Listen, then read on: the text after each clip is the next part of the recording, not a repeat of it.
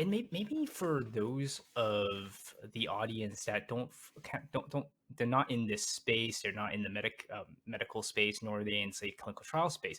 Maybe you can kind of describe why is it not so a clinical trial obviously is a very controlled environment. Why is it difficult? Maybe it's not impossible, but very difficult to have, let's say, complete representation in a clinical trial, and why real world data actually makes so much more sense from a complementary perspective. So for a clinical trial enrollment, number one, patient has to visit this main site multiple times.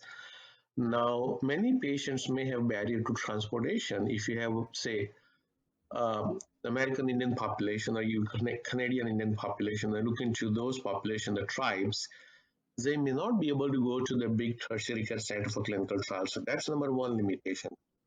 Second is even if they can, they may not have transport to go to that site. I remember one of my patients, I talked to her to go for clinical trial for one of the bispecific antibody at big center in Charlotte.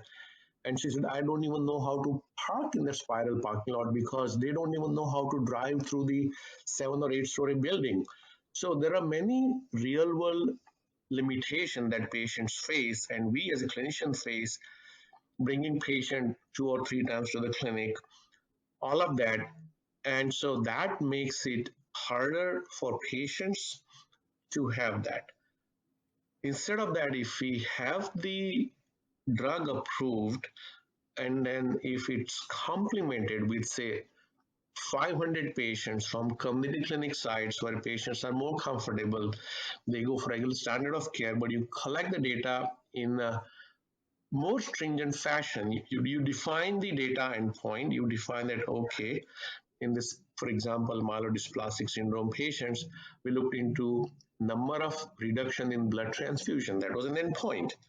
And we could show that yes, more than two-thirds of the patients had reduced transfusion requirement for MDS while they took this drug.